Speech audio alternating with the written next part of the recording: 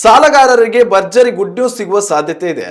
ಭಾರತೀಯ reserve bank ಬಡ್ಡಿದರ ಇಳಿಕೆ ಮಾಡುವ ಕುರಿತು ಚರ್ಚೆ ನಡೆಯುತ್ತಿದೆ. ಹಣಕಾಸು ನೀತಿ ಸಮಿತಿಯ ಸಭೆ ನಡೆಯುತ್ತಿದ್ದು ಇಂದು ಮಹತ್ವದ ಆದೇಶ ಹೊರಬೀಳುವ ಸಾಧ್ಯತೆ ಇದೆ. ರೆಪೋ ದರ 0.25ರಷ್ಟು ಇಳಿಕೆಯಾಗುವ ನಿರೀಕ್ಷೆ ಇದ್ದು ಇದು ಗೃಹ ಸಾಲಗಾರರಿಗೆ ಹೆಚ್ಚು ಅನುಕೂಲವಾಗಲಿದೆ.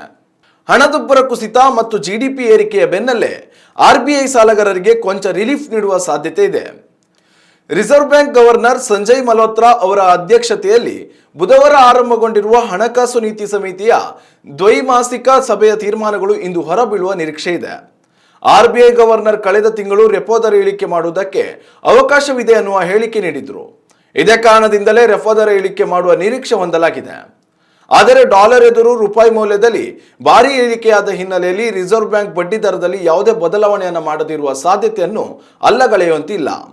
ಒಂದೊಮ್ಮೆ ಆರ್ಬಿಐ ರೆಪೋ ದರದಲ್ಲಿ ಇಳಿಕೆ ಮಾಡಿದ್ರೆ ಬ್ಯಾಂಕ್ ಬಡ್ಡಿ ದರ ಕಡಿಮೆಯಾಗಲಿದ್ದು ಗೃಹ ಸಾಲ ಸೇರಿದಂತೆ ಇತರ ಸಾಲಗಾರರಿಗೆ ಅನುಕೂಲವಾಗಲಿದೆ.